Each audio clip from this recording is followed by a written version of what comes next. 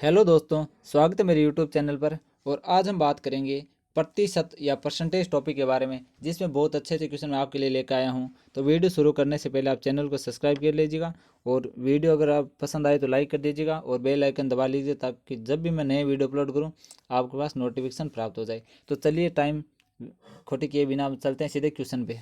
Number 1 question है अपना कि ए की आय का 10% बराबर बी की आय का 15% बराबर सी की आय का 20% है, तो उनकी आय का योग 7,800 रुपये हो तो बी की आय क्या होगी। ये कह रहा है कि ए की आय का अगर 10% निकाला जाए बराबर बी की आय का 15% निकाला जाए और सी की आय का 20% तीनों है बराबर, तो इन तीनों को हम काटेंगे ना 5 से, तो 2A 3B और 4C आएगा।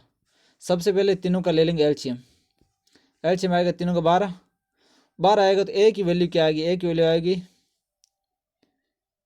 6 और इसकी 4 और इसकी 3, यानी तीनों का हमारे पास अनुपात आ गया। अब ए अनुपात बी अनुपात सी, यानी 6:4:3।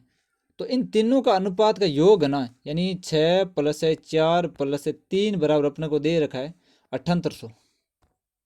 तीनों का योग अपने को 7800 दे रखा है। अगर तीनों का योग 7800 दे रखा है तो 7800/13, ये तो टोटल आ गए चार तीनों का योग। अब अपने को ज्ञात करना बी का, तो बी का अनुपात कितना है, 4 है मेरे पास, तो 4 से करवाने गुणा, 13 6 78 600 और 6 चौका 2400, तो राइट आंसर आ जाएगा अपना 2400, 2400 अपना राइट आंसर होगा।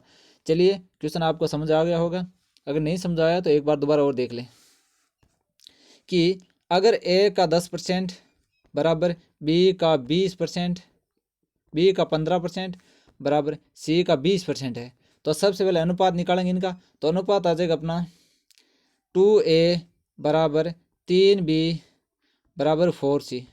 तो सबसे पहले एलसीएम आएगा अपना 12 और ए की वैल्यू आ जाएगी, एलसीएम से अगर इसकी एक दिन की वैल्यू निकालेंगे तो 6 और 4 और 3। अब इस तीनों की वैल्यू हमारे पास दे रखी है 7800, 7,800/13, यानी ये 13 अनुपात की वैल्यू हमारे पास 7800 है। तो अपन एक अनुपात की वैल्यू हमारे पास आ गई 6, और अपन को किसकी चाहिए, 4 की चाहिए, क्योंकि बी की अनुपात 4 है, तो 4 है तो अपन 4 से गुणा कराएंगे, तो 24 अपना राइट आंसर आ जाएगा। तो क्वेश्चन नेक्स्ट पे चलते हैं। क्वेश्चन नंबर है 2। एक परीक्षा में 36 विद्यार्थी हिंदी में, 47 विद्यार्थी इंग्लिश में तथा 22 विद्यार्थी दोनों विषयों में उत्तीर्ण हुए तो अनुत्तीर्ण रहे तो दोनों विषयों में उत्तीर्ण होने वाले विद्यार्थियों की संख्या ज्ञात कीजिए। कुछ नहीं करना, आपको करना है कि ये है अपना हिंदी का, हिंदी में हुए 36% उत्तीर्ण, और ये विषय अपना इंग्लिश का कितने हुए 47%। ठीक है, हिंदी का और ये इंग्लिश का 47%। अब जो 22% हुआ है ना, 22% वाला इसमें भी 22% गिना जाएगा, इसमें भी 22% गिना जाएगा, तो ये है 22% वाला जो अपने 22% है। तब इसको सरल करेंगे तो 36 में से 22 जाएंगे, क्योंकि जो दोनों विषय में उत्तीर्ण हो रहे हैं वो हिंदी में भी उत्तीर्ण हो रहे हैं और इंग्लिश में भी उत्तीर्ण है, दोनों में हो रहे हैं। और एक विषय में उत्तीर्ण हो रहा है ना, मान लो 36 अगर हिंदी में उत्तीर्ण हो रहे हैं और 22 दोनों में हो रहे हैं, तो 22 में से ये 36 में से 22 विषय तो एक्चुअली दोनों वाले हिंदी में तो उत्तीर्ण हो रहे हैं, लेकिन वो दोनों विषय के साथ इंग्लिश और उत्तीर्ण कर रहे हैं। इसका मतलब क्या हुआ कि पहले अपन 36 - 22 घटाएंगे तो ये केवल हिंदी का आ जाएगा। 36 - 22 केवल हिंदी का कितना आएगा, 36 - 22 घटाएंगे तो आ जाएगा 14।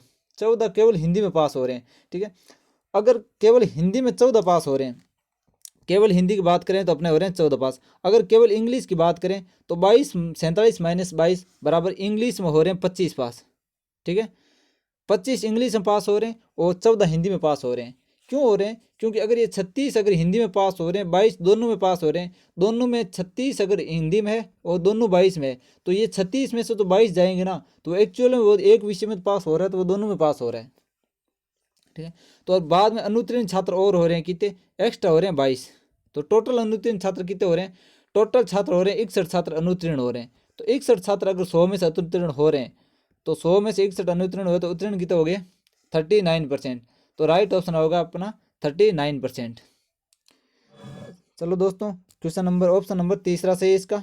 चलिए एक बार आपको दोबारा और बताते हैं कि 36% विद्यार्थी हो रहे हैं हिंदी में उत्तीर्ण। ठीक है, और 47% विद्यार्थी हो रहे हैं इंग्लिश में उत्तीर्ण। अब ये क्या कह रहा है कि 22 विद्यार्थी है ना वो दोनों में उत्तीर्ण हो रहे हैं, यानी हिंदी और इंग्लिश दोनों में हो रहे हैं 22 विद्यार्थी। ठीक है, अब ये 22 विद्यार्थी देखो यहाँ भी 22 विद्यार्थी उत्तीर्ण हो रहे हैं और यहाँ भी 22 विद्यार्थी उत्तीर्ण हो रहे हैं और 22 विद्यार्थी और दूसरे और उत्तीर्ण हो रहे हैं 22। ठीक है, तो 36 माइनस 22 बराबर 14 और 47 माइनस 22 बराबर 25। ये 14 और ये 25 और जो 22 वो हो रहे हैं, तीनों मिला के आएंगे 61%। 61% हो रहे हैं उत्तीर्ण। ठीक है, तो अनुत्तीर्ण कितने हो रहे हैं 39%। 100 में से जाएगा। एक हमारे पास दूसरा मेथड और है, आपको बता दें कि मेथड नंबर 2, मेथड नंबर 2 वो तो था एकदम शॉर्ट मेथड। अब मेथड नंबर 2 है कि सबसे पहले मान लो 100 विद्यार्थी है, वो हो रहे हैं टोटल विद्यार्थी है। ठीक है, अब अपन ज्ञात करें केवल हिंदी में, ये तो है टोटल, पहले केवल हिंदी में विद्यार्थी कितने उत्तीर्ण हो रहे हैं कि 22 विद्यार्थी 36 विद्यार्थी टोटल उत्तीर्ण हो रहे हैं माइनस 22 बराबर केवल हिंदी में हो रहे हैं 14। केवल इंग्लिश की बात करें तो 47 माइनस 22 बराबर 25 विद्यार्थी हो रहे हैं केवल हिंदी में उत्तीर्ण, इंग्लिश में उत्तीर्ण 22 इसमें और 14 इसमें, और 22 हो रहे हैं दोनों विषयों में, तो वो वाले 22। ठीक है, दोनों विषयों में उत्तीर्ण विद्यार्थी 22, हिंदी में 14, इंग्लिश में 25, तीनों जोड़ेंगे तो तीनों विषयों में हिंदी प्लस इंग्लिश प्लस दोनों, ठीक है, बराबर 61 विद्यार्थी उत्तीर्ण हो रहे हैं। अगर कुल विद्यार्थी अपने 100 माना है, कुल विद्यार्थी माना है अपने 100, तो 100 माइनस दोनों में उत्तीर्ण हो रहे वो, तो अपना राइट आंसर आ जाएगा 39%। तो दोस्तों अब आपको क्वेश्चन समझ आ गया होगा। चलिए क्वेश्चन नंबर नेक्स्ट पे चलते हैं। नेक्स्ट क्वेश्चन है अपना कि एक चुनाव में 2 उम्मीदवार थे। ठीक है, एक उम्मीदवार ने कुल मतों का 47% मत प्राप्त किया और 336 मतों से विजय हार गया, तो कुल मतों की संख्या ज्ञात कीजिए।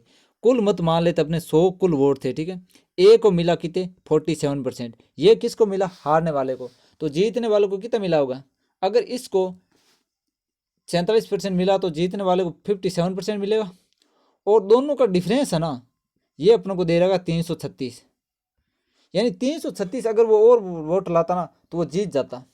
ठीक है, यहाँ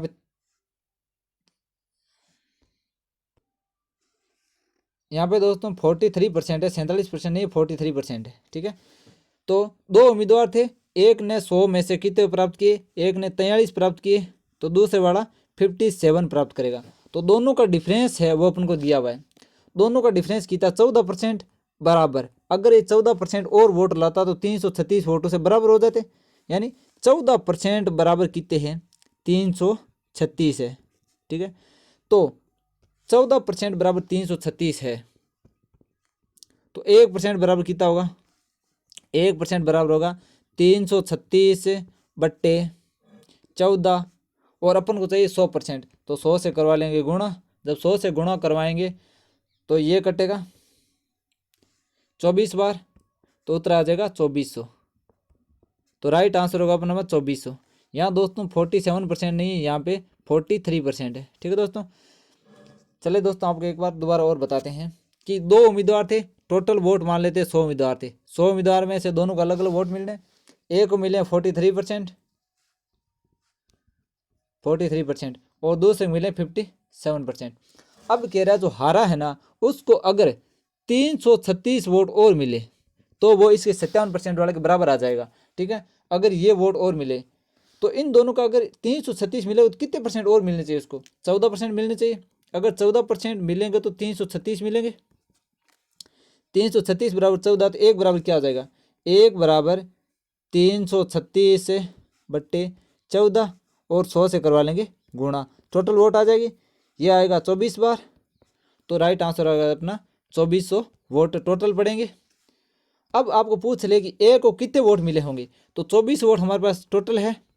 ठीक है, 2400 का 47% निकाल लेंगे, जितने आएंगे उतने वोट ए को मिलेंगे। ठीक है, चलिए क्वेश्चन नंबर चलते हैं 2 पे, सॉरी क्वेश्चन नंबर 4 पे चलते हैं।